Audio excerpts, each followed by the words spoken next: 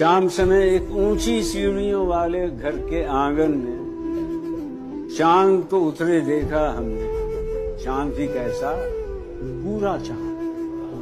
انشا جی ان چاہنے والی آنکھوں نے، دیکھنے والی آنکھوں نے ملکوں ملکوں شہروں شہروں کیسا کیسا دیکھا چاند. ہر ایک چاند کی اپنی دھج تھی، ہر ایک چاند کا اپنا روپ، لیکن ایسا ایسا روشن، ہنستا، باتیں کرتا چاند.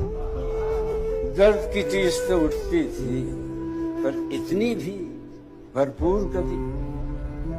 آج سے پہلے کب اترا تھا دل میں اتنا گہرا چاند. ہم نے تو قسمت کے در سے جب پائے اندھیارے پائے. یہ بھی چاند کا سپنا ہوگا. کیسا چاند، کہاں کا چاند. انشا جی دنیا والوں میں بے ساتھی بے دوست ہے.